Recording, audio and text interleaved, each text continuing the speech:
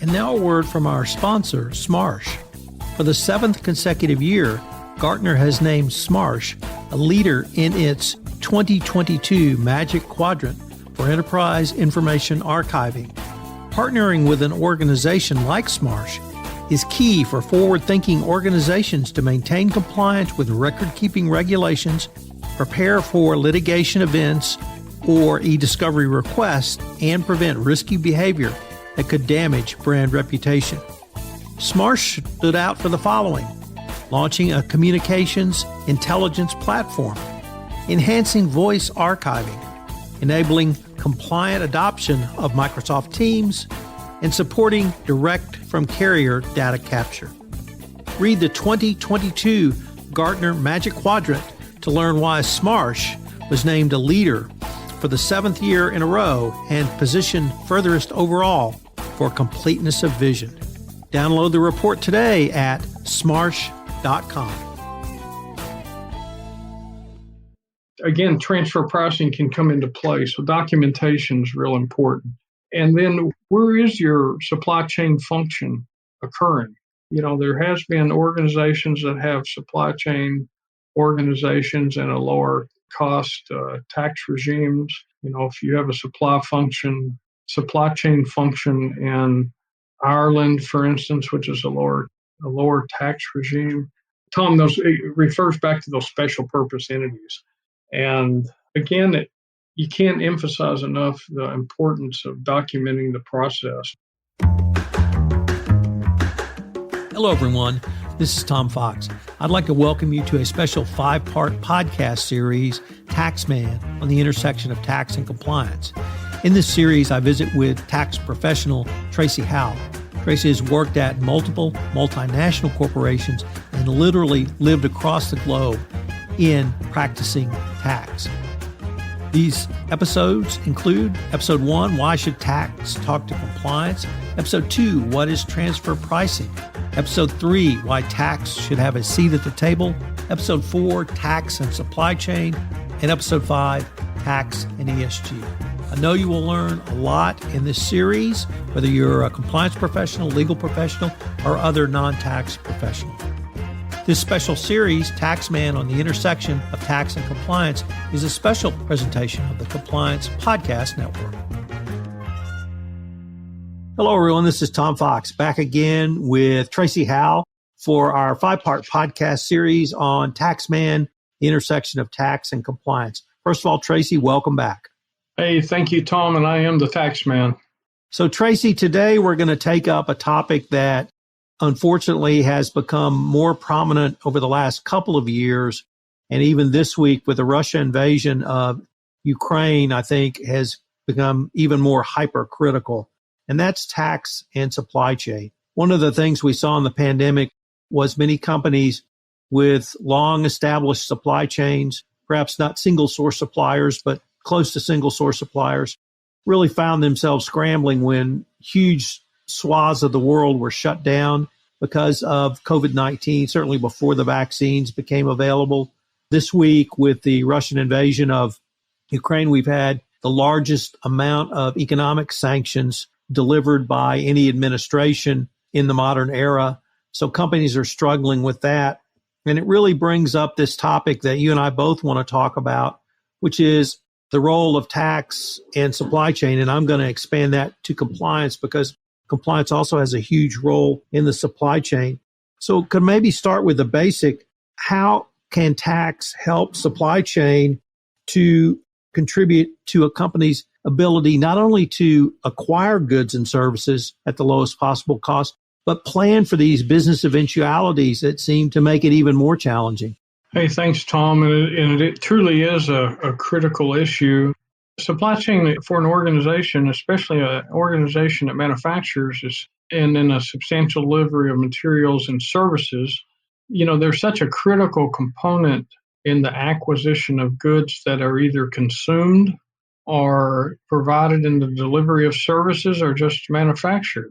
And if you think of supply chains, the traditional focus is just on the acquisition of goods, which would be the quality of the goods and the cost of the goods and then the delivery of the goods for consumption or later sale.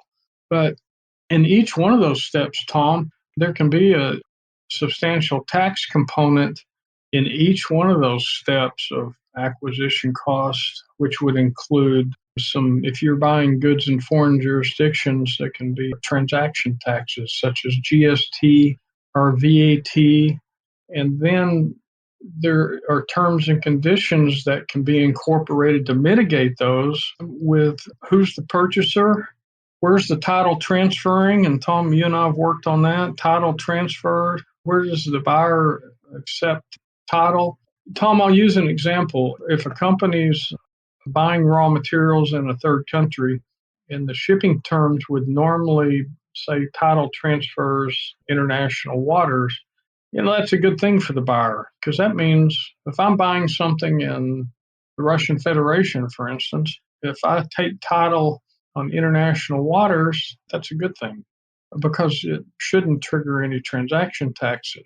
However, if you're not paying attention and supply chain acquires goods from the Russian Federation and takes title within the territory of the Russian Federation, guess what? That could trigger a VAT liability of 15 to 20%. So if the supply chain is not interacting or they don't have a relationship with tax and tax isn't in the game, they can add a 15, 20% component to cost of goods transaction. Really affects the company's cost of goods sold, Tom. Tracy, could that same type of analysis or even rigor help a company plan for disruptions in the supply chain? So, for instance, if supply chain looks for alternative suppliers, or perhaps they even go to an alternative region of the world, can tax step in and do an analysis that would at least give them an estimate of what the costs are going to be, so there's none of these 10 to 15%, even 20% surprises on the back end, in addition to the disruption of your physical supply chain? Yeah, sure, Tom. And that's one of the things that is needed is to provide supply chain with the data that's beyond the cost of good or the cost of material or the cost of service. You can model out the liability that a multinational could incur. Say they have 5 different possible sources for goods and materials. You can model that out, what the additional tax burden would be in each one of those. And Tom, even talk about a proactive tax jurisdiction, tax provider, a good taxman. There are instances where if you've got 2 or 3 different sources, you can go, a good tax guy can possibly check to see if there's any tax incentives that either exist or that they can go negotiate. Some commodity type products, you can negotiate some tax incentives. So they need to be modeled out, Tom, like you said, and provide that for a very good decision on procurement of goods. Tracy, how does a constant interaction between tax and supply chain help mitigate the risk of emission creep and the tax implications and attendant penalties plus taxes that can occur? Once a relationship is formed between supply chain and tax, that's a good thing. You have established a relationship and it's understood how tax can assist supply chain in the procurement of goods and services. And at the same time, at that time, you need to document the process and provide a framework for an organization. That's something that's created at a given point in time. And creative people are going to expand their roles. They're going to be looking for goods and services in different locations. So you can have a mission creep. And so it's important for tax to have that relationship with supply chain. So as their functionality changes or they're acquiring new goods in different locations, they need to be close and document the changes and update the changes. New issues come to play. New tax issues can come to play if you've changed your sourcing of materials and goods, different challenges in different jurisdictions. So mission creep can occur just by attrition. Time goes on, people are focused on different things. You forget to interact, and so you can get out of bounds and impact the company by not keeping fresh in the relationship and documenting the processes, Tom. I wanted to end by asking you, what do you see as the elements for a tax efficient supply chain management if you were going to sit down with the supply chain folks? Some of the things that you could have a top-notch supply chain, Tom, there's certain circumstances in where you might have a special purpose entity. You might call it a supply chain entity whose sole purpose is supply chain. There's other opportunities to look at the entire scope and what you're doing and what you're selling, where you're manufacturing, what you're selling, and you can create some tax opportunities and bring value based on special purpose entities. The other thing, Tom, that brings value with transfer pricing is coordination of the transactions in a supply chain with transfer pricing. In a previous segment, we talked a little bit about transfer pricing, and procurement of goods can have a real impact, and documentation of transfer pricing can have a real impact and help the organization as originating from the supply chain. Another thing is the compliance with the tax laws and regulations. It's always important. Supply chain, there's a big spend in an organization, so making sure that all the documentation's in place for the purchasing and selling of goods, and especially if you on-sell it to affiliates, again, transfer pricing can come into play, so documentation is real important. And then where is your supply chain function occurring? There has been organizations that have supply chain organizations and a lower cost tax regimes. If you have a supply chain function in Ireland, for instance, which is a lower tax regime, Tom, it refers back to those special purpose entities. And again, you can't emphasize enough the importance of documenting the process. So I hope that hits the high points, Tom. So, Tracy, unfortunately, we're near the end of our time, but I hope our listeners will join us next time for our fifth and final episode where we take up the topic of tax and ESG. But before we go, I wondered if our listeners wanted any more information on yourself or really any of the topics we've talked about in this episode. What would be the best way for them to find out more? Hey, thanks a lot, Tom. And I can be contacted at my email address, which is tbhowellcpa@gmail.com, or you can find me with my LinkedIn profile of Tracy Bryan Howell. I really appreciate it, Tom. Thank you. Tracy, I'm greatly look forward to continuing this conversation. In this episode 4, we looked at tax and supply chain. Obviously, in the era of the COVID-19 pandemic, supply chains have become incredibly more important, both in terms of resiliency and your ability to switch suppliers. But now you overlay such geopolitical events as the Russian invasion of Ukraine, which occurred during the recording of this podcast, you see why supply chains are even more important. Tax can work and should work closely with supply chain to help contribute to an entity's overall ability to acquire goods and services at the lowest possible cost.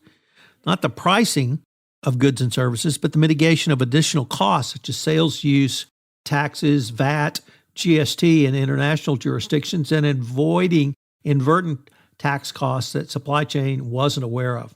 So what are some of these? Well, obviously cost. Supply chain is mostly focused on procurement of goods, as it should be. But entities acquiring many of these uses can result in huge U.S. sales tax cost liabilities when compared to utilizing other entities in a supply chain. Without the coordination and interaction, it can drive up the cost of goods sold. Some examples: without full consideration of tax and operational risks. Tax-effective supply chain coordination integrates tax planning opportunities into the supply chain. The location of the supply chain activity, the geolocation, the control of risks, such as economic and legal risks in coordination with a compliance function. What about constant interaction? This is significant and important because it will help mitigate the risk of mission creep, which can cause supply chain and tax to interact in a way that does not really help in the overall pricing model.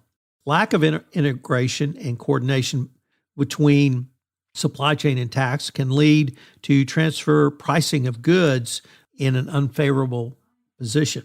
Objectives to be preserved by supply chain include documenting the process, following that process and structure, and maintaining that.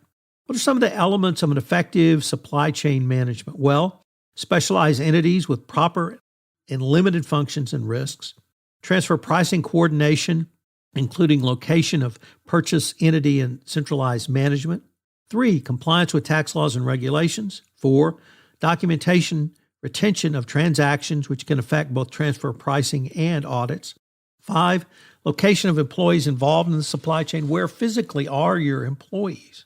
And then 6, locating the supply chain functions in a centralized environment.